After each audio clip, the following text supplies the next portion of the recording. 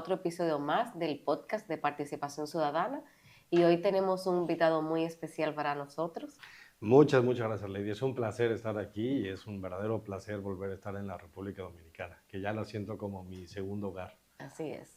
Pues Roberto, nosotros como país vamos a ser sede de la Conferencia Mundial Anticorrupción, que es la conferencia más importante de este tema, que es un tema transversal hasta toda la misión que trabajamos desde la democracia, derechos humanos, y yo creo que es importante visibilizar este esfuerzo y cómo podemos ir participando en esta conferencia. Pero, antes que todo, quería quizás tener en contexto para que quienes nos prestan su atención puedan saber qué es Transparencia Internacional, qué trabaja Transparencia Internacional y cómo se eligen a los capítulos a nivel mundial, en cada país, como capítulo de Transparencia Internacional, como es el caso de Participación Ciudadana en República Dominicana.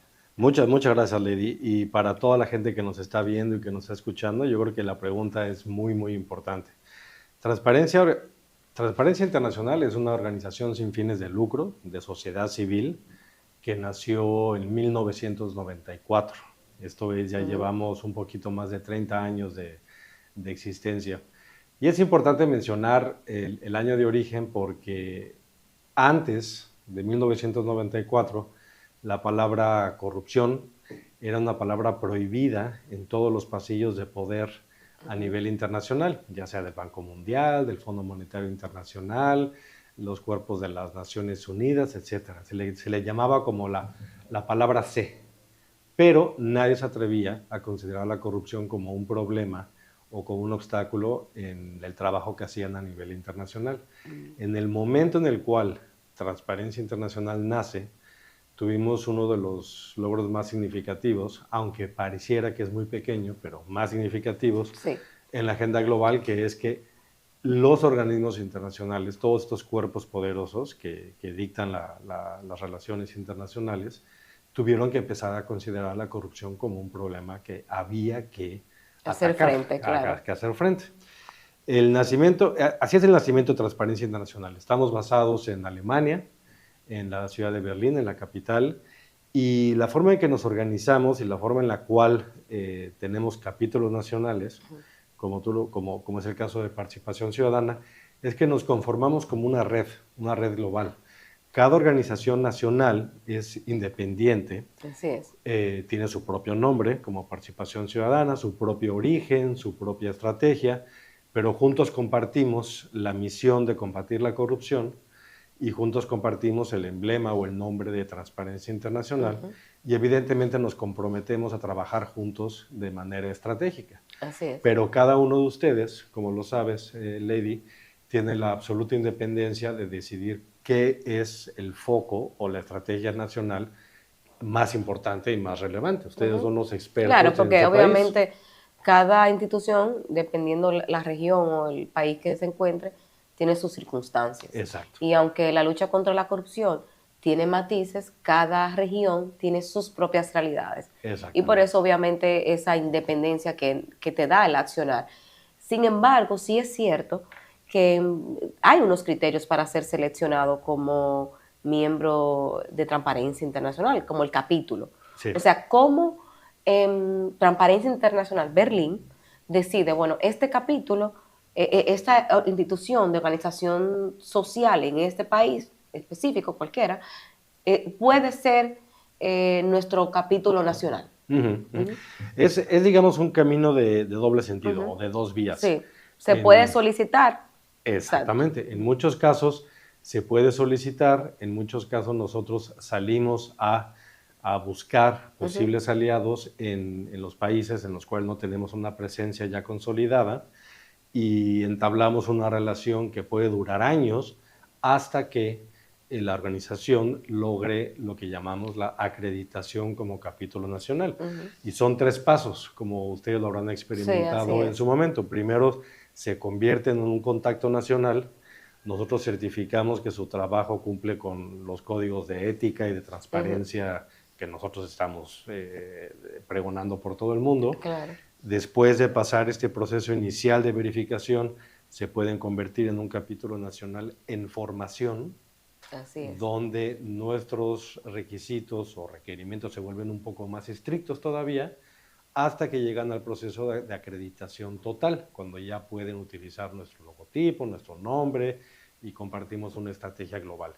Y cada capítulo nacional, al llegar a ser ya una organización completamente acreditada, pasa por procesos de revisión que son bianuales, me parece, Ajá, así es, donde bianuales. se vuelven a acreditar, son anuales. No, Bianuales.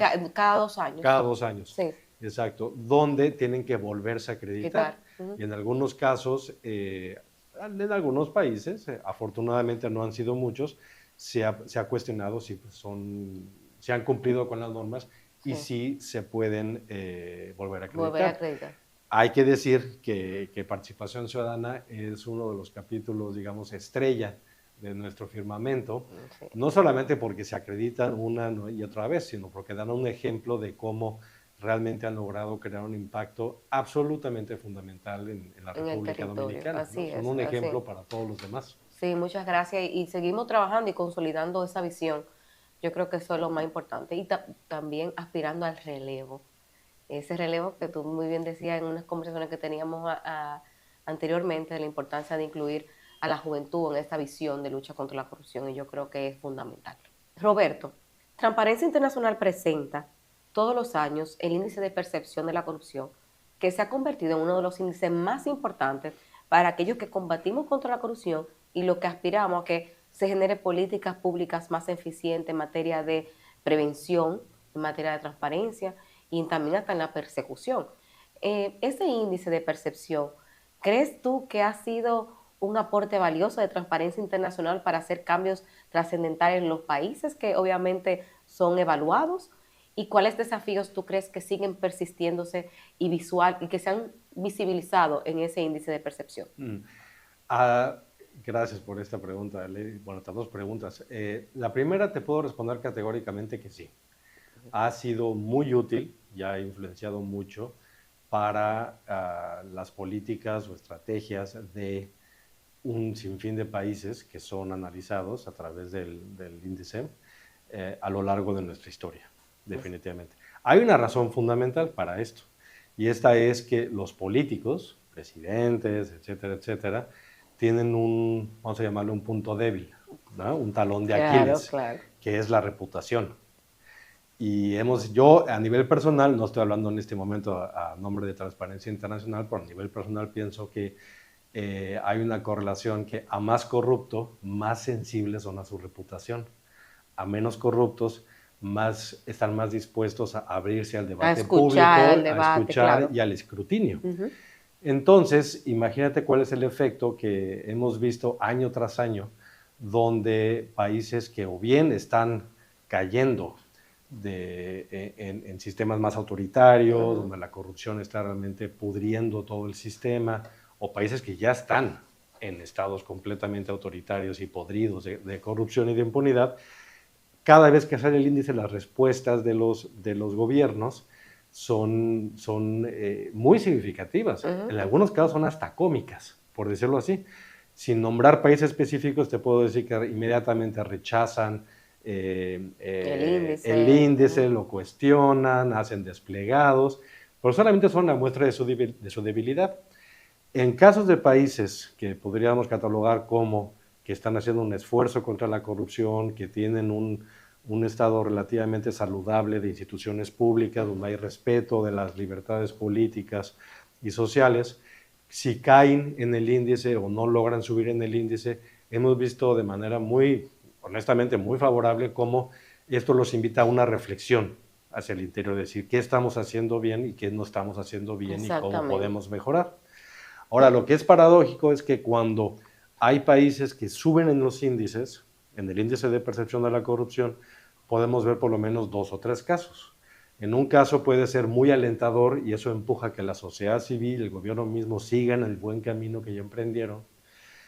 En otros casos puede significar que el gobierno utilice este incremento en el índice para validar lo que están haciendo bien y de alguna manera se convierte en un argumento populista.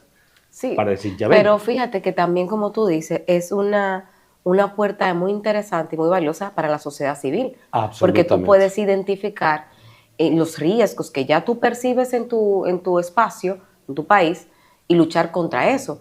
Si tienes una mala nota, entonces vamos a ver cómo mejoramos y cómo hacemos presión a los poderes públicos, a los poderes no solamente, porque a veces pensamos en la administración como tal, pero hay diversidad de poderes. Claro. Entonces, obviamente, tú tienes que encaminar esa visión de lucha contra la corrupción a los diferentes poderes que inciden en los niveles de corrupción que puede vivir un país en específico. Entonces, yo creo que el índice, como tú bien decías, no solo sirve para el gobierno que haga sus esfuerzos, mejore sus políticas públicas, aquellos que quieran realmente hacer unos cambios, porque hay otros, como tú decías muy bien, que tendrán respuestas cosméticas o quizás rechazando el mismo índice. Sin embargo, sí sirve para la sociedad como tal, la sociedad civil, empoderarse y ir midiendo hasta qué punto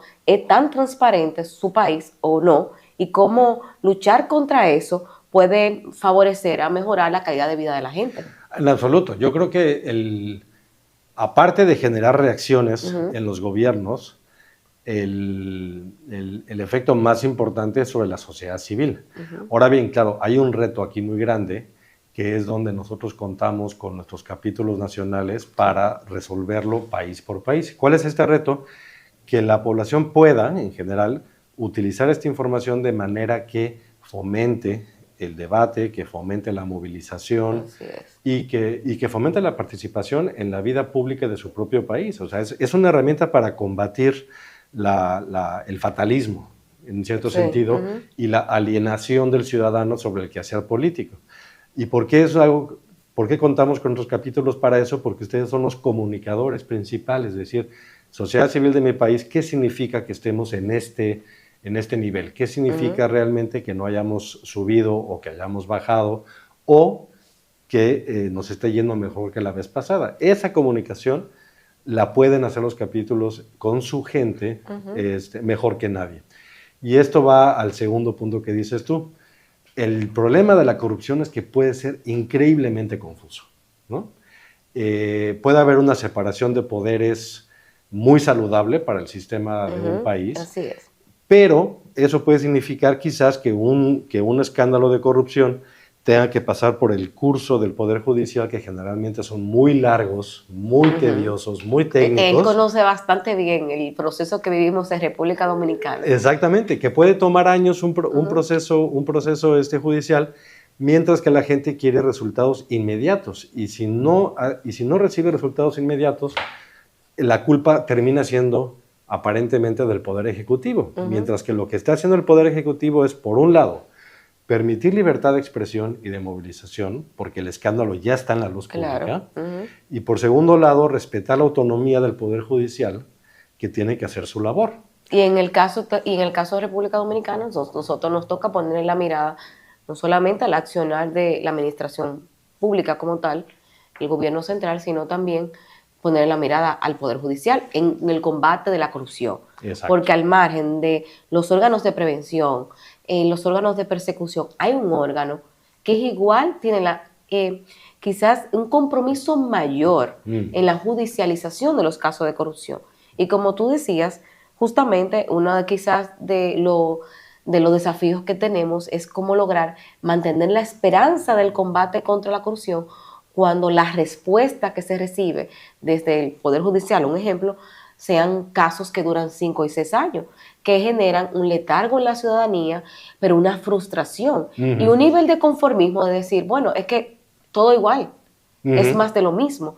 Y yo creo que eso hay que seguir trabajándolo. Yo me imagino que no solamente se percibe en el índice de percepción de la corrupción, sino que en cualquier otro país puede pasar lo mismo. Cuando tú tienes casos de corrupción que son tan extensos y pasan años sin tener una consecuencia los actos de corrupción, pues la gente entiende que la corrupción sigue formando parte del mecanismo de actuar desde el Estado. Y por eso ahí radica el tema de la impunidad. Exactamente. Y yo creo que el tema de la impunidad es increíblemente importante, ¿no? Y yo lo he platicado con mucha gente, tanto en México como en otras partes del mundo. Y en países como el mío, como México, por ejemplo, le dice, bueno, la corrupción es algo con lo que tenemos que vivir día a día, es el sistema. Pero lo que realmente me enoja, lo que realmente me frustra es la impunidad. Claro, es como así. si fueran dos cosas separadas. La gente lo que quiere ver para satisfacer sus necesidades es el castigo.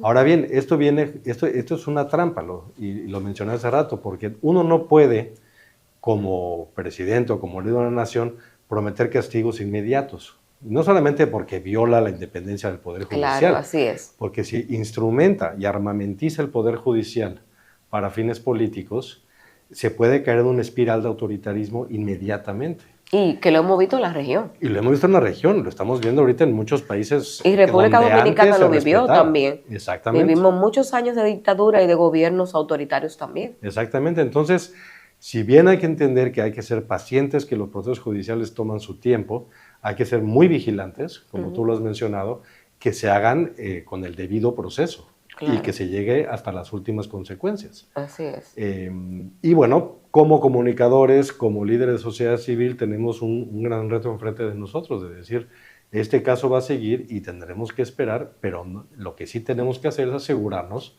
a que no se descarrile. Claro, y que la espera sea prudente también. Y que sea prudente, exactamente. Claro, porque obviamente si tenemos casos tan largos, con procesos tan largos y bombardeados, hace obviamente que, por eso decía, hace que la ciudadanía pierda las esperanzas y nos corresponde a nosotros, en el caso de participación ciudadana, seguir levantando la llama. Exactamente. Y hablando de llama, justamente en diciembre, pues República Dominicana será sede de la Conferencia Mundial Anticorrupción, que tiene como lema encendiendo la llama de la integridad.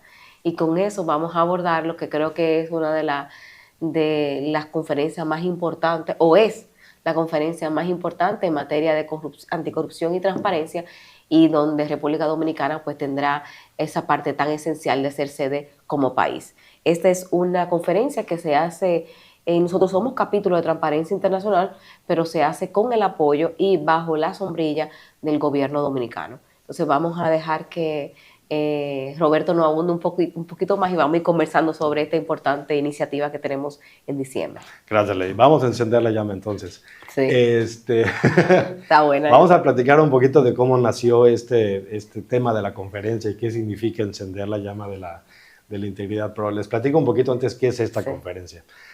Es en efecto la conferencia más importante del mundo en materia de anticorrupción. Y uno de los factores que lo determinan la más importante no solamente es el tamaño, donde traemos a cerca de 2,000 personas de un promedio de 140 países del mundo, expertos de todos los sectores componen estas 2,000 personas, para debatir sobre los grandes retos de corrupción a nivel global, como a nivel regional, como a nivel nacional. Ahora, también no solamente es la más importante por los años que lleva. Esta conferencia se originó por ahí del 1983-84. Esto es 10 años antes inclusive que Transparencia Internacional, cuando la palabra corrupción era prohibida. Exactamente, todavía, que nace cuando la palabra corrupción era prohibida y todavía Transparencia Internacional como tal no había nacido. Y la conferencia ya había nacido y ya estaba poniendo la palabra corrupción en el mapa del mundo. Pero una de las razones más importantes por las cuales yo creo que, bueno, perdón por el pleonasmo, va a haber que editar esto quizás, pero una de las razones por las cuales creo que es la conferencia más importante del mundo es porque es absolutamente independiente de cualquier gobierno y de cualquier organización. Sí. Es independiente del gobierno anfitrión, es independiente de Transparencia Internacional, y la agenda global que traemos a la República Dominicana en este caso, como lo hemos hecho en 21 ediciones previas, es una agenda creada por gente de todo el mundo de manera independiente. Así es. Y esto es importante recabar, porque eso habla también del respeto y, digamos, la voluntad que tiene, en este caso, el gobierno de la República Dominicana de ser el anfitrión de la conferencia sin intentar ingerir en la agenda. En absoluto, es un respeto, una separación de poderes, como quien dice, excelente. Transparencia Internacional hace también su labor, Sí. aporta evidentemente su conocimiento y su experiencia ya de más de 30 años, pero la agenda sigue siendo una agenda de la gente para la gente. Primero, ¿por qué Encendiendo la Llama? ¿Cómo surge? ¿Cómo surge? Bueno, tuvimos un momento de, ¿cómo le llamamos? De alumbramiento, digamos, de creatividad absoluta. Y surge, sí, y bueno, tú me dirás cómo surgió, pero en realidad yo creo que tú y yo estuvimos de acuerdo en que era momento de cambiar radicalmente nuestro discurso y nuestro estado de ánimo como un movimiento global anticorrupción. Yo creo que llevamos ya cerca de 15 años por lo menos hablando y avisando de los peligros que se nos venían enfrente, el incremento del autoritarismo, los ataques contra las democracias, contra los derechos y libertades ciudadanas, el cataclismo del que está creando el calentamiento global, y como movimiento hemos intentado generar respuestas a cada uno de estos retos, pero a final de cuentas no hemos logrado articular una estrategia global de contraofensiva. Hemos sido más, digamos, reactivos. Exactamente, ante los problemas, defendiendo las instituciones y las estrategias que hemos creado a lo largo de los años, pero no hemos sido capaces de crear una contraofensiva con el nivel, vamos a llamarle, quizás me tomen a mal algunos lo que voy a decir, pero con el nivel de agresividad que requiere. Pero ¿cuál es esa contra la integridad? La integridad es la contraofensiva. Exactamente. Es la integridad. Y todos tenemos esa pequeña llama dentro de nosotros. No es una cuestión solamente de los activistas anticorrupción, los defensores de derechos humanos, los defensores por la equidad de género, los defensores del medio ambiente, los periodistas de investigación, los jóvenes principalmente. Todos ellos y todos nosotros tenemos esta llama de integridad adentro. Lo que tenemos que hacer es encender la llama global.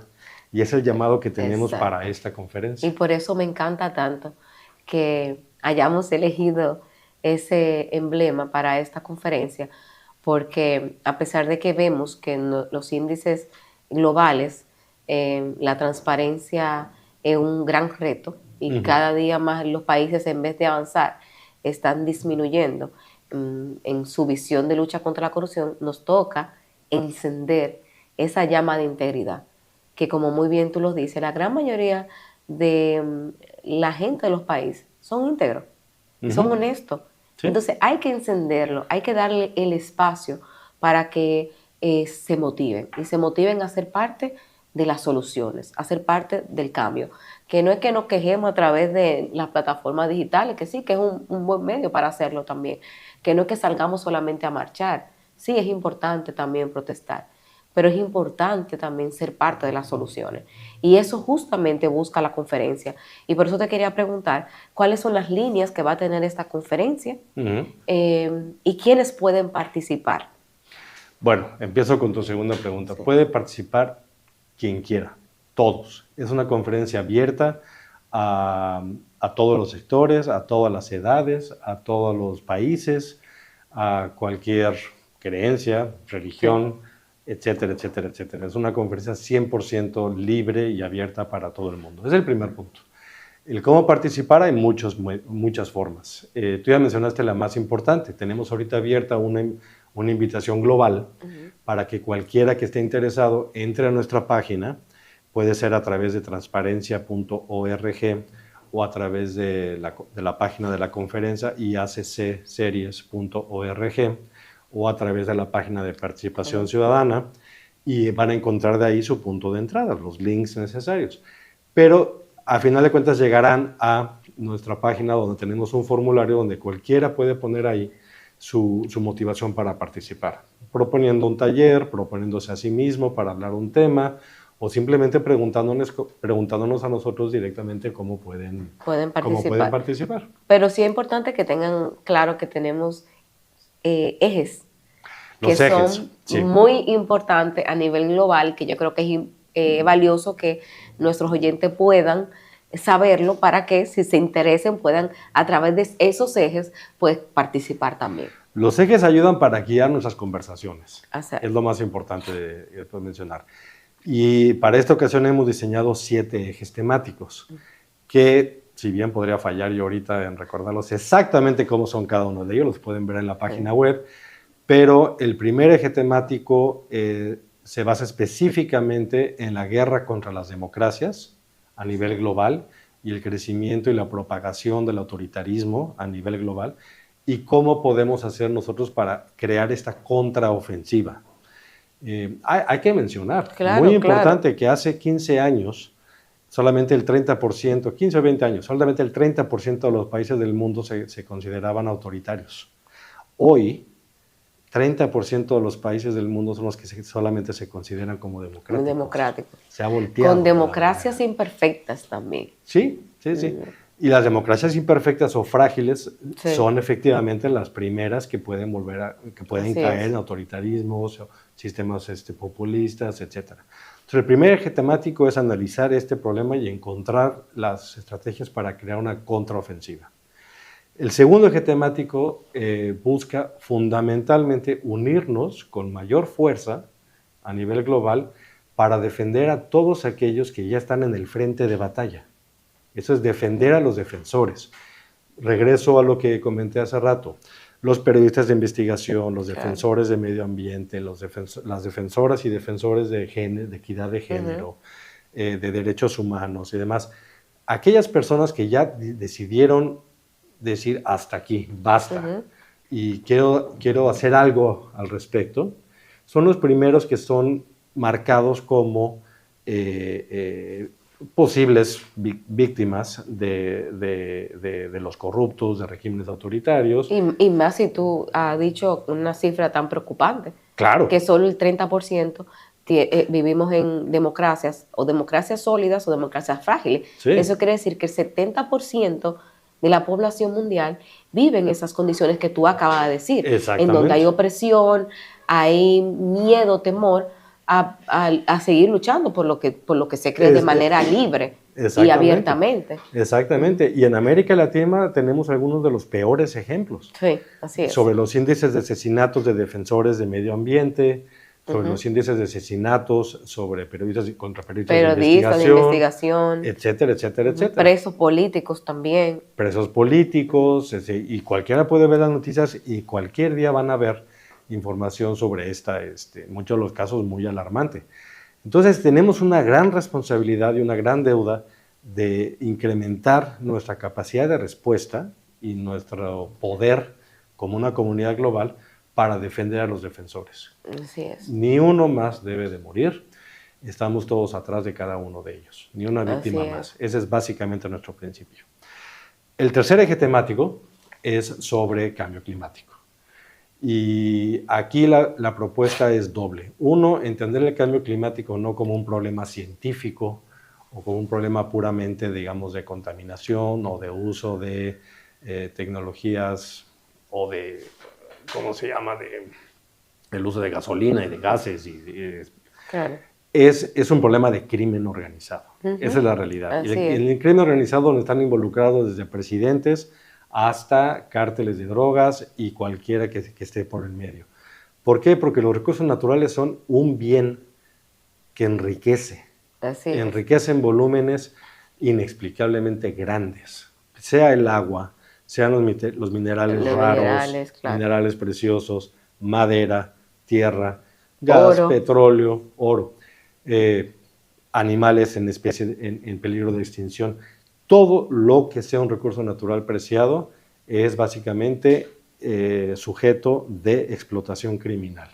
¿Quiénes pagan por esto? Las comunidades locales, las comunidades indígenas y a final de cuentas todos en este planeta.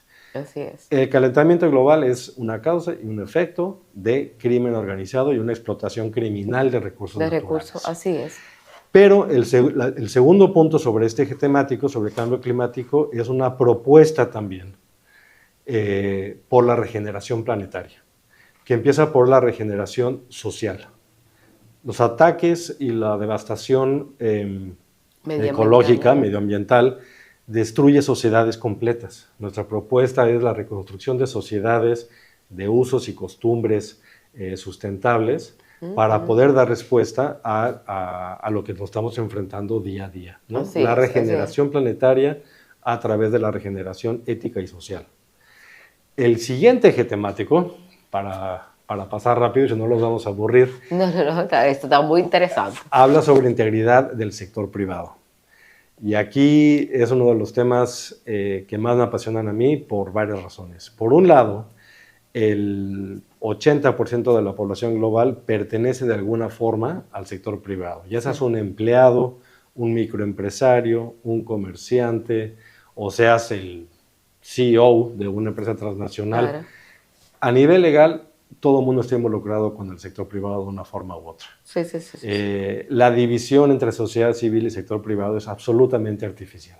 Está creada solamente para darles privilegios especiales a aquellos que se han hecho multimillonarios. No, y que han creado claro, en empresas. muchos de nuestros países hay grupos empresariales que ponen presidentes, que ponen senadores y diputados, o que coluden a través de las compras públicas para temas de corrupción. Pero en términos de responsabilidad judicial, de responsabilidad civil y de responsabilidad fiscal, son ciudadanos. Exactamente. No son una clase aparte. Claro. Eso es lo que deben ser. Debería ser. Debería ser así, exactamente.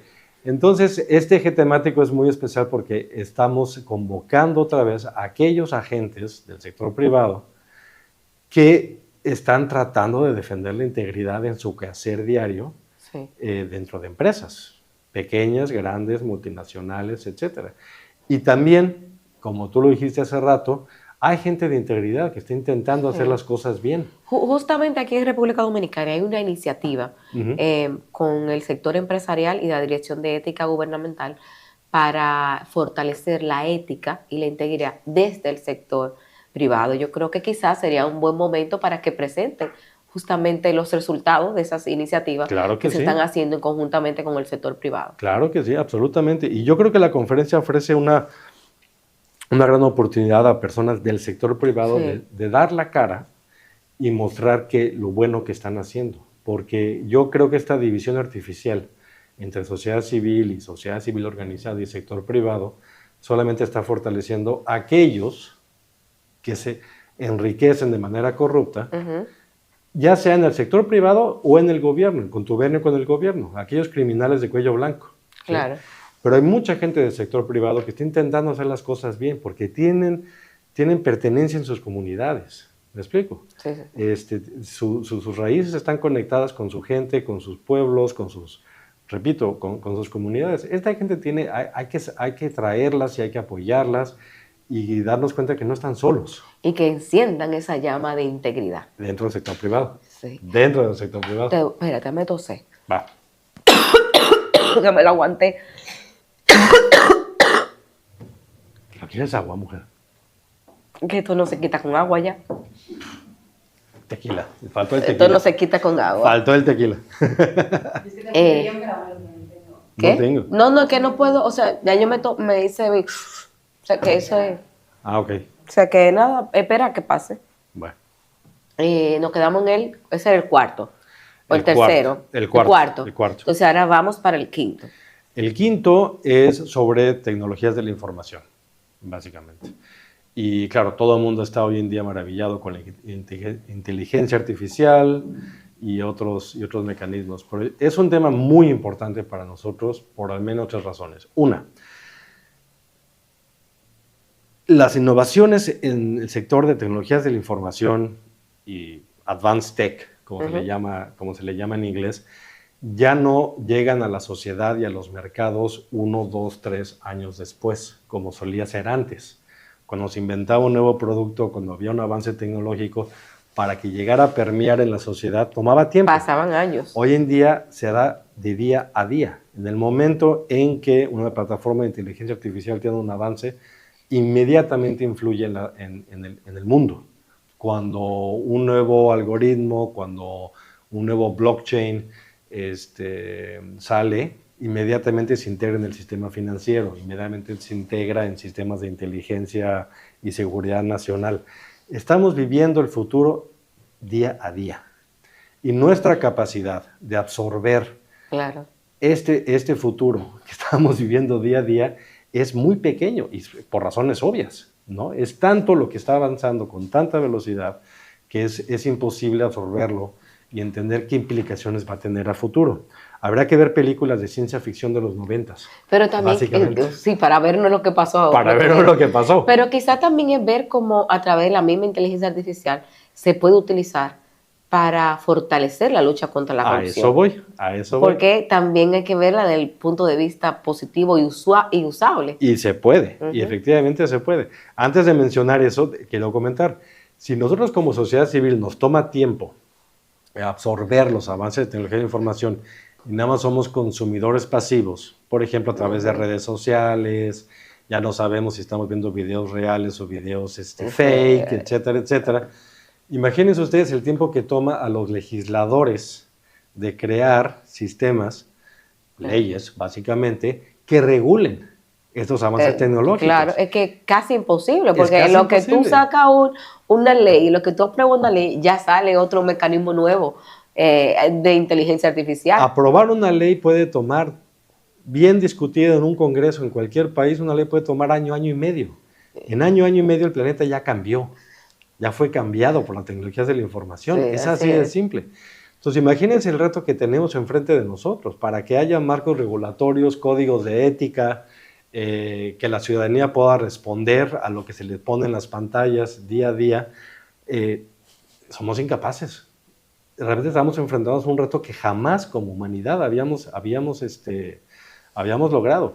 Hay una frase muy buena, no sé quién la dijo, pero tengo ganas de decirla, es que vivimos o sea, como humanidad vivimos con instintos de la época de las cavernas, prácticamente de primates, con códigos éticos del 1800 y tenemos herramientas hoy en día con capacidad de ser dioses. Complejo, nuestra realidad es compleja, la verdad. Es complejísima. Y qué bueno que vamos a tener en ese espacio de la conferencia, pues, vamos a momento analizar, de reflexión y análisis y presentación también de avances importantes que se puedan utilizar en materia anticorrupción. Hay muchísimos grupos a través del mundo que han logrado tomar el toro por los cuernos, como se dice, y han utilizado ya los mejores avances en tecnologías de la información para combatir la corrupción. Y aquí, básicamente, por ejemplo, hemos evolucionado de hacer hackathons a crear sistemas de inteligencia artificial donde podamos combatir la corrupción muy eficiente en contrataciones públicas, en asignación de presupuestos, en monitoreo de desempeño de servicios públicos, hasta sistemas en los cuales se puede hacer rastreo de dinero ilícito a nivel internacional, de dinero robado, de tráfico de especies en peligro. Y yo creo que por eso es importante. Hay mucho que se puede hacer también. Conversar sobre esos avances, porque quizás no todos los países han estado utilizando, no todos los países dentro de sus gobiernos, su sociedad civil está utilizando de manera eficiente estas herramientas que nos permiten quizás hacer un trabajo más visible de lucha contra la corrupción. Claro. Primero tenemos que absorber, tenemos que aprender. Exactamente. Y de aprender podemos empezar a utilizar. Y hay gente que ya pasó por ese proceso de aprender. Hay muchísimos grupos de periodistas de investigación que fueron los primeros en aprender y que ya empezaron a utilizar. Nos toca ofrecer esa oportunidad a todo el mundo. A todo el mundo, así es. Para que pasemos a aprender a utilizar. Entonces, ese es el quinto. El sexto ya. No, llegamos al quinto. El quinto. Esta entrevistadora está muy pendiente. Este es el quinto. Vamos al sexto. El sexto es una convocatoria, y este es yo creo que el punto más importante, a toda la juventud a nivel global. Como dijimos antes, el movimiento anticorrupción es un producto de los 80s, de los 90s, y hoy en día, queramos o no, vivimos en el 2026. Pero tú has estado innovando, hay que decirlo, que como director de la conferencia han estado innovando. Ahí ustedes tienen cineforum, festivales de música, que eso integra también a la juventud desde otra óptica. Yo creo que es importante. Yo creo que lo que realmente importa es un cambio de discurso y un cambio de entendimiento de nosotros que llevamos algunos años en esta batalla, de cómo abordar y cómo darles el espacio a los jóvenes para que tomen la posición que merecen y que están demandando. Y empiezo con eso. Tenemos que empezar nosotros a responder a la demanda que ya existe de los jóvenes de poder participar en la lucha contra la corrupción, en la regeneración del planeta, en la integridad del sector privado, etcétera, etcétera. Durante los últimos 30 años, el discurso de todas las instituciones globales y organizaciones de sociedad civil es darle espacio a los jóvenes desde un punto de vista paternalista. Pues muy paternalista. Y adultocentrista también. Sí, vamos a dar espacio a los jóvenes mientras yo tomo la decisión. Exactamente. La propuesta de esta conferencia es decir, basta, necesitamos un cambio de discurso y de mentalidad absoluto. Es decir, retirarnos y dar el espacio y que ellos no solamente tomen las decisiones, pero que tomen, que marquen la ruta del futuro. Y que también, no exactamente, nuestro, y que ¿no? Propongan soluciones que permitan encaminar esta lucha de manera más eficiente, más innovadora, claro, y con una visión, como tú dices, a futuro. Sí, es de ellos la lucha. Sí, así es. Es de ellos. Así es. Nuestra labor, en cierto sentido, es hacernos un poco a un lado, es decir, darles todos los medios. Ya me echó a un lado, señores. Nuestra labor, no, tú eres joven. No, dijo, tú eres labor joven. Es echarnos a un lado. El ya que se va a echar a un lado soy yo. Tú eres joven. Pero seguimos en esto. Pero bueno, la invitación que hago aquí para toda la juventud que nos va a estar escuchando es esa. No tienen que ser expertos anticorrupción, no tienen que ser expertos en cambio climático, ni en tecnología, ni ser periodistas de investigación. Es el hecho de simplemente venir y participar y aprender, y ya encontrarán, si no lo han encontrado ya, los espacios en los cuales pueden tomar el control no solamente de su propio futuro, pero el futuro de la nación. Eso es lo importante. Así es, que sean parte de la construcción y con una visión de integridad. Yo creo que esa flama de integridad esa que flama de integridad, ¿cómo luchamos contra la corrupción? Siendo íntegros, pero multiplicando los ejemplos de integridad y con eso obviamente podemos trabajar y muy bien con la juventud. El séptimo. Que es el último de los ejes. Este es un espacio abierto para todos y no tiene un foco temático como los pasados. Este es un espacio donde cualquier nueva idea va a ser bienvenida. Somos receptivos. Cualquier nueva idea siempre va a ser bienvenida en esta importante conferencia. Sí. Entonces no tiene un nombre específico este eje temático, aunque se llame eje temático, no tiene un nombre específico, es simplemente un espacio en el cual queremos escuchar de ti, queremos escuchar de ti.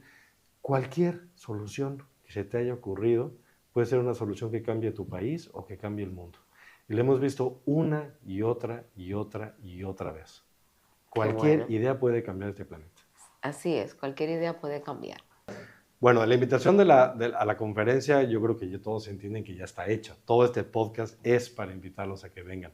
Va a ser en Punta Cana, en el Hotel Barceló, del 1 al 4 de diciembre de este año, 2026, y toda la información que necesiten para poder saber cómo participar, la pueden encontrar en la página de Participación Ciudadana. pciudadana.org.